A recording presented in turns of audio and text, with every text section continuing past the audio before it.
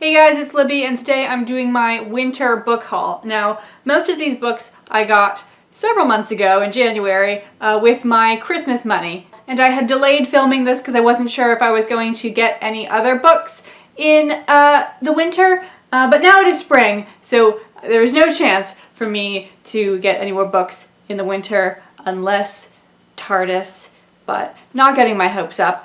So these are the books that I got with the Christmas money, which was given to me by my Aunt Allison and Uncle Steve and my Uncle Dean. So thank you very much, guys, for keeping me in books. The first one is a sequel. It is The Weed That Strings the Hangman's Bag by Alan Bradley. And this is the sequel to The Sweetness at the Bottom of a Pie. I messed that up. The Sweetness at the Bottom of the Pie. These are not the most intuitive titles to say. This is a quite long murder mystery series. I think it's like 9 books now or something, about an 11-year-old girl who's very interested in chemistry, living in a sort of rundown mansion in 1950s England, and her sister's very mean to her, and she solves murder mysteries. It's very cool. It's narrated in her voice, and she has a very unique tone. And I haven't read Sweetness at the Bottom of the Pie yet because I was like afraid that I would get to the end and it'd be so sad that I didn't have the next one, so I needed to have one in reserve before I was willing to start Sweetness at the Bottom of the Pie. Let's see what the first sentence is. Ahem. I was lying dead in the churchyard. The next book I got is The Game of Love and Death by Martha Brockenbrough. Brockenbrough. Anyone know how to pronounce this? This is set in the 1930s, and the sort of backstory is that love and death are personified as humans, and they sort of play a game with each other where each one picks one person to get to fall in love, and if they end happily ever after, then love wins, and if they die tragically, then death wins. And so far, throughout history, death has always won. So now they're playing in Seattle between the First World War and the Second World War, and love chooses a white boy, and so death chooses a black girl, knowing that interracial marriage, I think it was technically legal in Washington State at that time, but I'm guessing it wasn't like, hooray, by everyone's parents and grandparents. So we will see if love conquers all. I feel like it will. There's also some World War II adventures that happen. I think the guy is a pilot. The first sentence is Friday, February 13, 1920. The figure in the fine gray suit materialized in the nursery and stood over the sleeping infant, inhaling the sweet, milky night air. Let's take our hair down. The headbands sometimes hurt my head when I wear them for too long. Anyway, now that we're all loosey-goosey, let's talk about strict early 19th century people. This is The Ladies of Grace Adieu by Susanna Clarke. This is the companion book to Jonathan Strange and Mr. Norrell. It's a bunch of short stories, and I'm not sure if they're all like set afterwards or some of them are like mid-quels and some of them are prequels, but it's just getting to spend more time in the world and with the characters of Jonathan Strange and Mr. Norrell, and I really liked that book. It's set in the world of High English magic, which at this point in the Napoleonic era has become not really practiced anymore. It's all just done in theory, and it's about Jonathan Strange and Mr. Norrell, who are practical magicians, and sometimes this gets them into trouble. So the first sentence of Ladies of Grace Adieu starts in an introduction. You guys don't want to hear the introduction, you want to hear an actual story. Okay. Above all, remember this, that magic belongs as much to the heart as to the head, and everything which is done should be done from love or joy or righteous anger. That's good.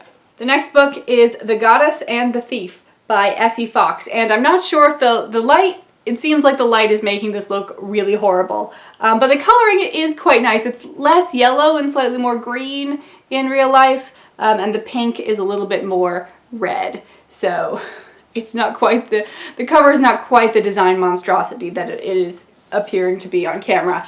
So this is by Essie Fox. I've read her first novel. This is, I believe, her third. Her first novel was The Somnambulist. She writes very atmospheric, moody, gothic, Victorian things. And this is fairly well grounded in history. There's historical characters who are side characters, I think, whereas The Somnambulist was pretty much entirely, everyone involved was fictional. This is about an English girl who grew up in India, and then when her parents die, she moves back to England to live with her aunt. So far, so secret garden, but her aunt is a spiritualist and a fraudulent one, as in fact they all were, and Alice, our heroine, sort of helps her to dupe people, and then she sort of gets involved in a plot to steal this famous diamond called the Koh-i-Noor diamond, which is at the center of a lot of sort of political strife, personal and political strife, dealing with the Maharaja of India and Queen Victoria. Kind of in the opposite way to Alice, the Maharaja was taken from India as a child and raised in England so that when he came of age and took the throne, they would have like an anglicized man on the throne who would like be more compliant to the British will. So this should be interesting and educational because I actually don't know that much about the British occupation of India. The first sentence is actually quite long. It's a letter. Benares, Tuesday, July 22nd, 1843. My dearest sister Mercy, how pleased I was to receive your letter and to know that you and Mamma have settled into the Windsor house, although Charles, and please you must call him Charles, Dr. Willoughby is too formal by far, says he will not countenance one more word of your being the poor relations. And then the last one is Mr. Fox by Helen Oyeyemi. And I have to say, I didn't think I would be quite so blown away, but I really like this cover. There's something about this very pale blue and also the art, that's Nova getting her food, this sort of early 20th century art cutouts. It's really nice. Anyway, I read the back of this. I read synopses on Goodreads. I'm not totally sure what's going on in here, so I'm just going to read the back cover text to you because I can't do it justice.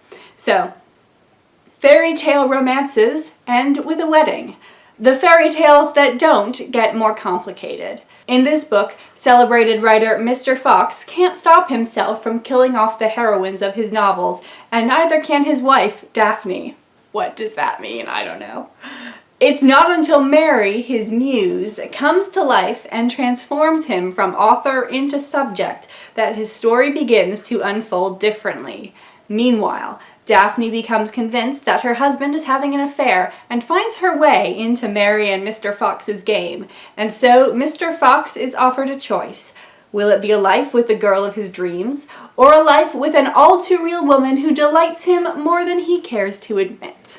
It sounds so charming and quirky. I cannot wait to start. But I can start right now by reading you the first sentence. It is, Mary Fox came by the other day, the last person on earth I was expecting to see. So those are my new books. Do we have a unifying theme this time? Slight sense of irreality maybe, although that's like most of what I read, to be honest. Thanks for watching, guys. We'll see you later.